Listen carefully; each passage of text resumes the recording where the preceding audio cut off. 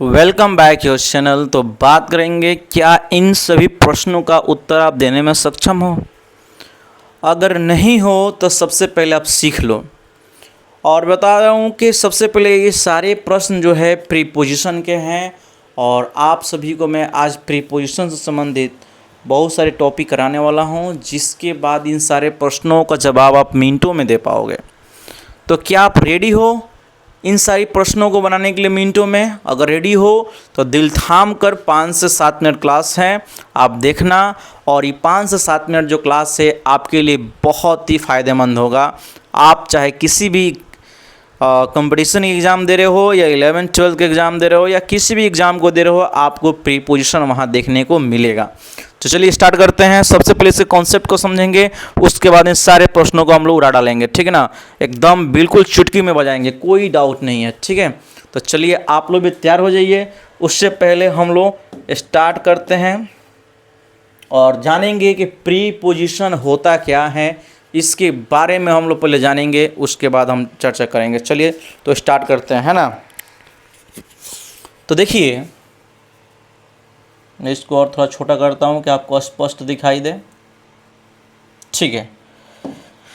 अगर मैं बात करता हूँ, किसकी बात कर रहा हूँ? प्रीपोजिशन की बात कर रहा हूँ, ठीक है। तो जो प्रीपोजिशन जो शब्द हैं आप देख रहे हो, ये पार्ट्स ऑफ स्पीच का भाग है। किसका भाग है जी? पार्ट्स ऑफ स्पीच का भाग है ना। ये जो पार्ट्स ऑफ स्पीच है, जिसको हिंदी में हम लोग क्या कहते हैं, इसी का भाग जो है प्रीपोजिशन है। और इस प्रीपोजिशन को शुद्ध हिंदी में संबंधवाचक कहा जाता है। क्या कहा जाता है? संबंधवाचक कहा जाता है। याद रख लीजिएगा, इसे कहा जाता है तो संबंधवाचक, ठीक है, संबंधवाचक कहा जाता है। क्लियर है। तो यहाँ पे एक प्रश्न बनता है कि व्हाट इज प्रीपोजिशन। आखिरकार ये संबंधवाचक जो होता है, आखिरकार ये प्रीपोजिशन क्या है, किसे कहते हैं प्रीपोजिशन, आखिरकार प्रीपोजिशन की आवश्यकता क्यों पड़ी, ठीक ना। आखिरकार प्रीपोजिशन की आवश्यकता क्यों हुई, ये सारी चीज़ हम लोग जानेंगे और अच्छे से पढ़ेंगे। सबसे पहले आप कुछ बातों को जान लीजिए, समझ लीजिए, ठीक है ना, जो आसानी से आपको क्लियर हो जाए, ठीक है। ओके, तो चलिए तो मैं बात करता हूँ और आप समझने का प्रयास कीजिए। देखिए, अगर बात किया जाए कि जो प्रीपोजिशन जो है, याद रखिए यहाँ पर समझिएगा, ठीक है। प्रीपोजिशन जो है वह दो शब्दों से मिलकर बना है ना। एक वर्ड है प्री और एक है पोजीशन। एक वर्ड है प्री और दूसरा क्या है? पोजीशन है, ठीक है ना। तो प्री का मतलब क्या होता है? बिफोर। क्या मान लीजिएगा? बिफोर। और पोजीशन का मतलब क्या मान कर चलना है आपको? प्लेस।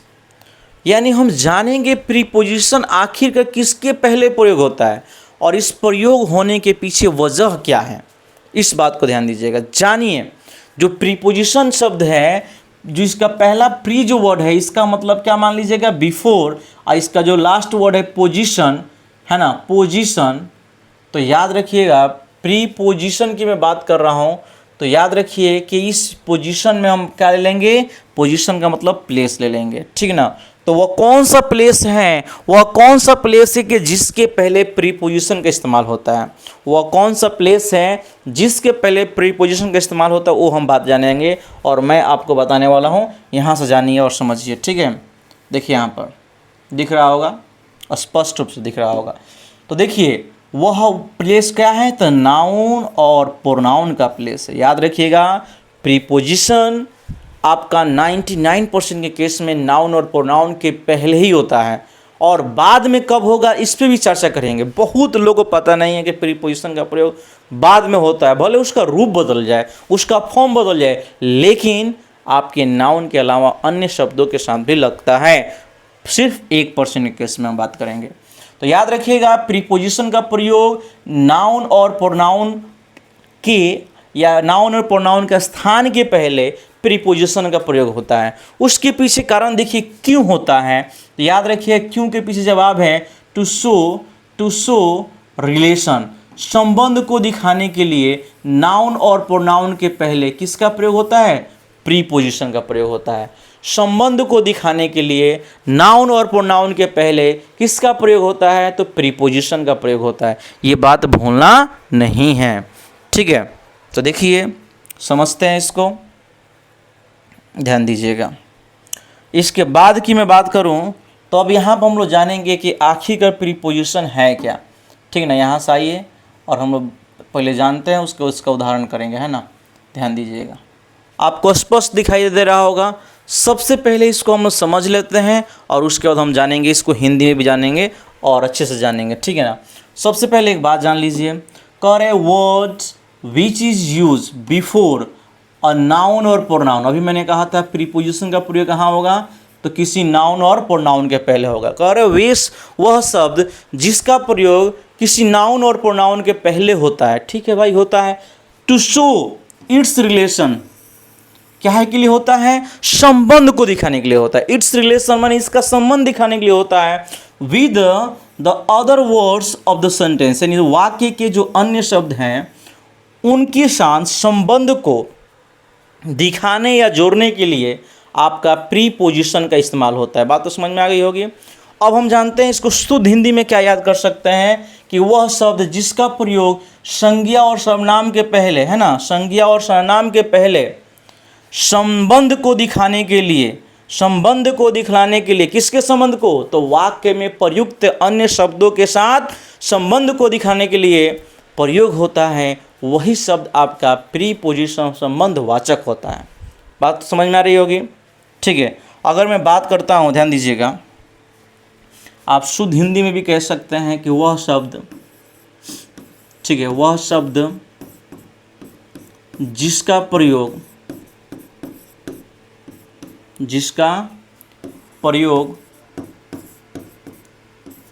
ठीक ना, जिसका प्रयोग संज्ञा या लिख सकते हैं ऐसे भी किसी संज्ञा या सर्वनाम के पहले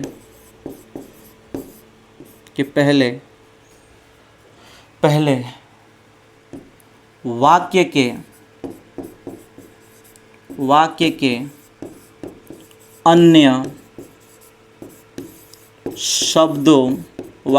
अन्य शब्दों, ठीक ना, अन्य शब्दों के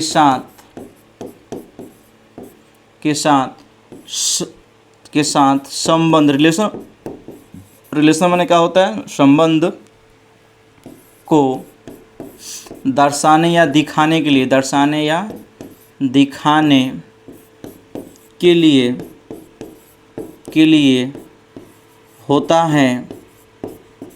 होता है उसे संबंधवाचक कहिए, उसे या प्रीपोजिशन कहिए, है ना, ठीक है, जो आप कह लीजिए।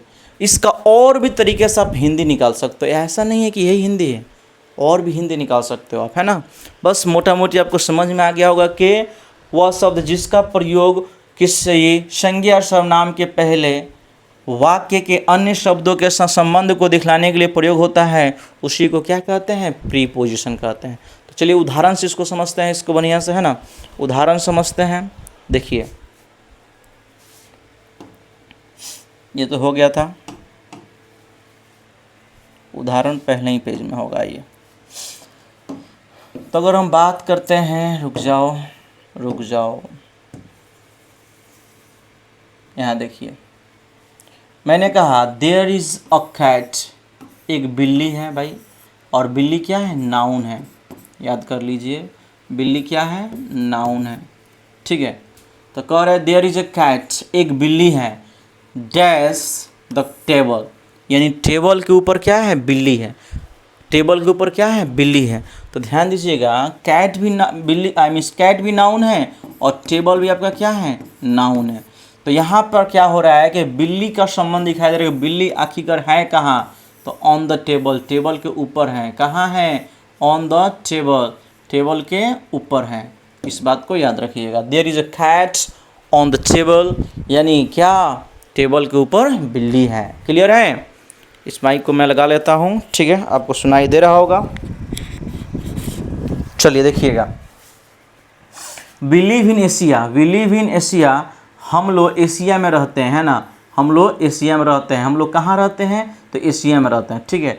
तो यहाँ पर इन क्या है? आपका प्रीपोजिशन है। इन क्या है? प्रीपोजिशन है। और यहाँ पे ऑन क्या है? तो आपका प्रीपोजिशन है। क्लियर है? तो आइए कुछ और भी बात को हम लोग जानेंगे जो मज़ेदार होगा, जो आपके लिए खास होगा, ठीक है। आइए समझिए, यहाँ पर एक कॉन्सेप्ट मैं बताने जा रहा हूँ। क्या बताने जा रहा हूँ? कॉन्सेप्ट बताने जा रहा हूँ। और ये कॉन्सेप्ट बहुत ही ज़बरदस्त और मज़ेदार हैं। और इस कॉन्सेप्ट को अगर जान लेते हैं तो समझिए कि क्वेश्चन को आप आसानी से बना सकते हैं, ठीक है। चलिए कॉन्सेप्ट को समझते हैं। पहले देखिए, आपको जान लेना चाहिए इन भी प्रीपोजिशन है। यहाँ पर ऐड का पहले इस्तेमाल है, ऐड भी प्रीपोजिशन है, इन भी प्रीपोजिशन है, और आपका ऑन भी प्रीपोजिशन है ना। इस सारे के सारे प्रीपोजिशन और इसके जैसा बहुत सारे प्रीपोजिशन होंगे, है ना। पहले इन तीनों को मैं आपको आसानी से समझाने का प्रयास करता हूँ, उसके बाद हम लोग बात करेंगे, ठीक है।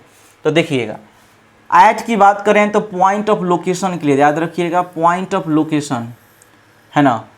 पॉइंट ऑफ लोकेशन के लिए ऐड का प्रयोग होता है। अगर मैं कहता हूँ कि मैं पटना में हूँ, तो क्या पटना में ढूंढ लीजिएगा? नहीं ढूंढ पाइएगा।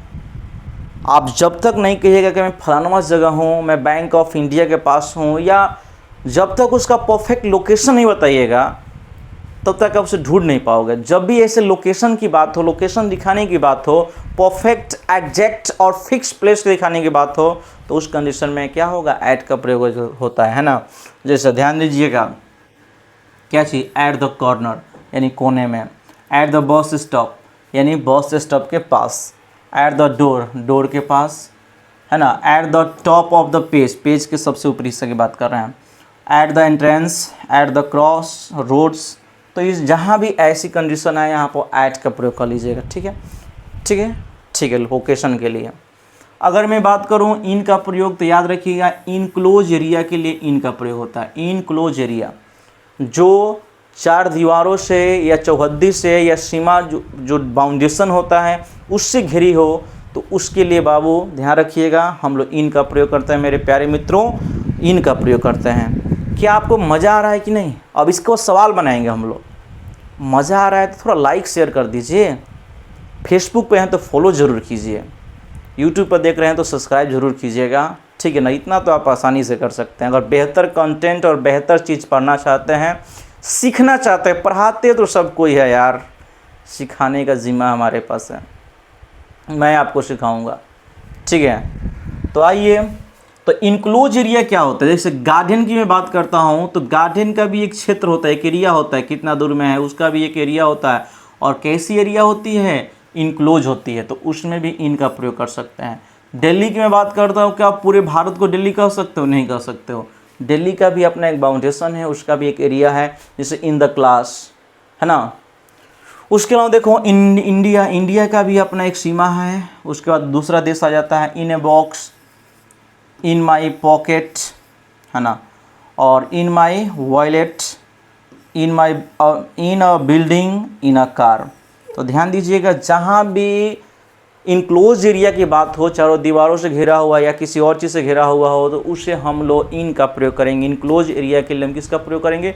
इन का प्रयोग करेंगे, ठीक है। बात समझ में आ गई होगी। अब देखिए, अगर मैं बात करता हूँ ऑन का प्रयोग क्या अब होगा, तो ऑन का प्रयोग याद रख लीजिएगा। ऑन का प्रयोग जो है आपको स्पष्ट दिख रहा है, एक बार चेक कर लेता हूँ, ठीक है, बिल्कुल मस्त दिख रहा है। थोड़ी सी इसको इस साइड कर दूँ, डट जा, हाँ जी। देखिए, तो मैं बात करता हूँ कि ऑन के बारे में बात करूँ, तो ऑन जो है आपका सरफेस एरिया, यानी कब जो टचिंग में हो। जैसे मान लीजिए कोई बंदा जो है इस सीट क्या कहते हैं, इस बेंच पर बैठा है, तो उसके बॉडी की सतह और इस बेंच का सतह जो है ना, मान लीजिए आप सपोज उदाहरण समझ लीजिएगा, तो वहाँ पर टचिंग है। आप बेंच पर बैठे हो, आप क्या कर सकते हैं, आप धरती पे खड़े हो या जहाँ भी बैठे हो, तो आपका बॉडी का सतह और इस ज़मीन का सतह टचिंग में है, तो वहाँ भी ऑन का प्रयोग होगा, है ना। जैसे आप लोग जहाँ भी एक सतह दूसरी सतह पर पड़ता हो, टचिंग में हो, वहाँ पर किसका प्रयोग करोगे? ऑन का प्रयोग करोगे, है ना। जैसे आगे बढ़ते हैं, उदाहरण देखिए ऑन द वॉल, अगर दीवार पर कुछ चीज़ें हैं तो हम लोग क्या कह सकते हैं? ऑन द वॉल, क्योंकि दीवार किस पर जो चीज़ें होगी वो दीवार से सटी हुई होगी, ठीक है। उसके अलावा देखिए ऑन द सेलिंग, सेलिंग आप लोग जानते हैं छत, सेलिंग पर कुछ जो भी होता है सेलिंग से टच में रहता है। ऑन द डोर, है ना, दरवाजे पर बात हो रही है। On the cover, on the carpet, on the menu, on the page, है ना। तो ध्यान दीजिएगा, और इस सब में क्या होगा? ऑन का प्रयोग होगा। क्लियर है आपको? तो मैं एक सवाल आपसे दूंगा, मैं बताइए का प्रयास कीजिए, उसके बाद जो इसके प्रश्न है उसको हम लोग चर्चा करेंगे, है ना। रुक जाओ जी, ध्यान दीजिएगा। अगर मैं कहूँ Rohan is sitting dash the table, या बेंच कह सकते हैं, ठीक है। Rohan is seating dash the table. अगर आपको यहाँ पे ऑप्शन है कि आप एट का प्रयोग कीजिए, ऑन का प्रयोग कीजिए, इन का प्रयोग कीजिए, और डी में बाई का इस्तेमाल कीजिए, क्या लगाओगे? एक बार कमेंट कर बताओ इसका आंसर, है ना। क्या आंसर लगाओगे आप? ठीक है, बताओ फटाक से। एकदम हलवा सवाल है, आप आसानी से बता सकते हैं। तो आंसर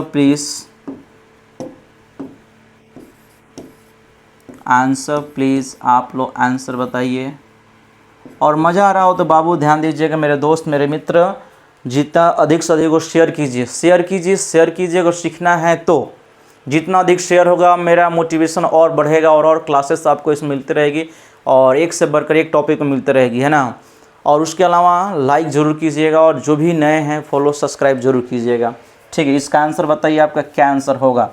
चलिए तब तक हम लोग अगले सवाल में बढ़ते हैं। आइए यहाँ से सवाल की सिलसिला अब शुरू होता है ना। ध्यान दीजिएगा, यहाँ पर देखिए आपको दिखाई दे रहा होगा, दिमाग में हम लोग को ऑप्शन को सिलेक्ट कर लेना है, देख लेना है ना। तो ध्यान दीजिएगा, पहला क्वेश्चन है, डू यू, हटो जी, गड़बड़ नहीं करने का।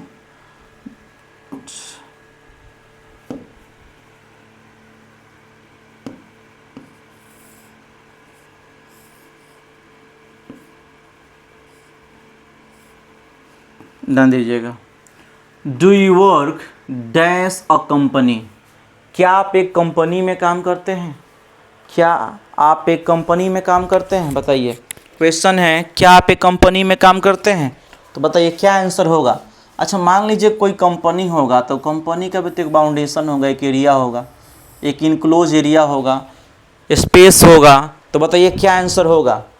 तो आप लोग के दिमाग में ज़रूर गया होगा कि इनक्लोज एरिया के लिए हम लोग किसका प्रयोग करते हैं? इन का प्रयोग करते हैं ना, इन का प्रयोग करते हैं। ध्यान दीजिएगा, यहाँ पर इन का प्रयोग हम लोग करेंगे।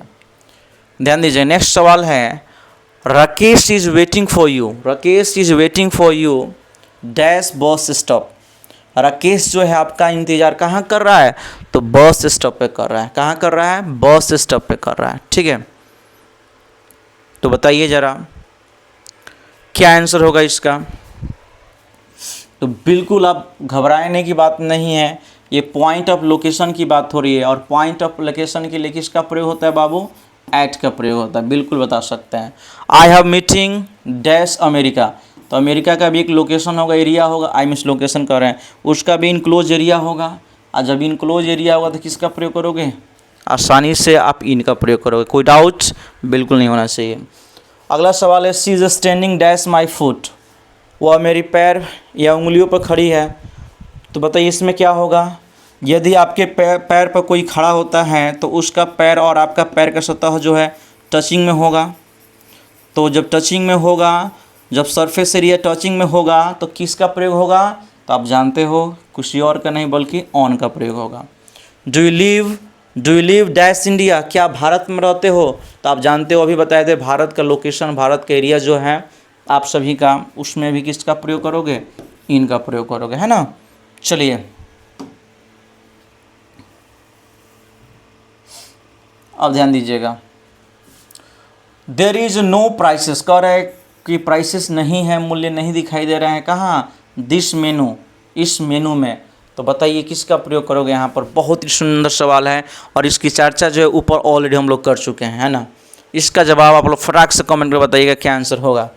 और देखिए शी लिव्स, वह रहती है डैश फोर्थ फ्लोर। मान लीजिए आप जिस फ्लोर पर रहते हैं, जिस तल्ले पर रहते हैं, तो आपका बॉडी और फ्लोर का बॉडी का टच में रहेगा, बिल्कुल रहेगा। जब टच वाली बात होगी तो बाबू क्या आंसर होगा इसका? आंसर क्या होगा? आंसर बताइए फास्ट मोमेंट में, बिल्कुल आंसर बताइए। अगर आंसर बताने में सक्षम हो तो इसका आंसर मैं आपको पिन कर दूंगा, लेकिन आज नहीं करूंगा, 2 दिन बाद करूंगा, क्योंकि देखता हूं कि कितने लोग इसका सही जवाब दे पाएंगे, ठीक है ना। आप आज को मैं बता दूंगा, लेकिन मेरे बताने से क्या होगा, आपने क्या सीखा उसका भी तो एक प्रमाण होना चाहिए, उसका भी तो एक टेस्ट टाइप होना चाहिए। तो इस दोनों का आंसर आपके ऊपर मैं छोड़ता हूँ। ओके, कोई दिक्कत किसी को? बिल्कुल नहीं होना चाहिए। आइए अगले क्वेश्चन की तरफ देखते हैं। बहुत मस्त सवाल है। देखिए रामा इज वेटिंग, हटो जी, Rama is waiting for you dash door. तो याद रखिएगा, डोर की जब भी बात हो और ऑन भी दिया हो, एट भी दिया हो, तो आपको प्राथमिकता देना है किसको? आपको देना है एट को देना है ना। अब कह रहा है व्हेन विल यू अराइव, आप कब पहुंचोगे? डैश स्कूल, यानी लोकेशन बताया जा रहा है, स्कूल जगह बताया जा रहा है। और जब भी पॉइंट ऑफ लोकेशन की बात होती है तो किसका प्रयोग होता है बताइए जरा, फर्स्ट मोमेंट में बताइए क्या आंसर होगा। तो बिल्कुल आप भूले नहीं होंगे, उम्मीद है कि एट का ही प्रयोग करोगे। Author's name is dash cover of the book, author के नाम कहाँ है जी? तो उस किताब के ऊपर हैं। The shop is dash the end of the land. तो आप जानते हो यहाँ भी लोकेशन की बात हो रही है कि जो दुकान है वह किसके एंड में जी? जो गली है उस गली के एंड पर है ना, अंतिम छोर पे है। ओके, तो ये भी लोकेशन आपको बताया जा रहा है ना। तो चलिए एक और हलवा सवाल जो है, मैं सोच रहा हूँ कि दोनों क्वेश्चन आपके लिए छोड़ दूँ और इसका आंसर आप मुझे कमेंट बॉक्स में बताओगे कि मोहन लिव्स बिहार, मोहन जो है बिहार में रहता है।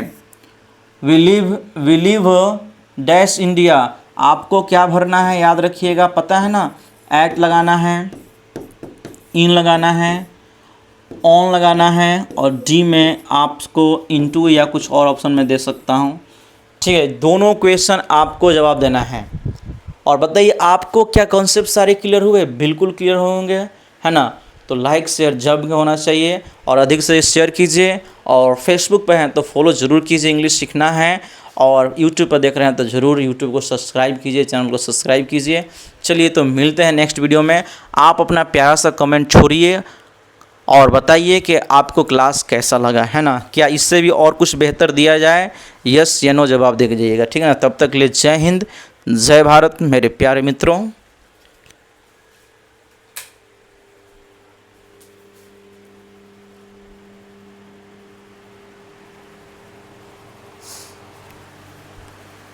अच्छा, ये कुछ कट रहा था, मैंने ध्यान नहीं दिया। मैं इसको छोटा सा कर देता हूँ। चलिए अब क्वेश्चन तो दिख रहे होंगे स्पष्ट। हाँ जी,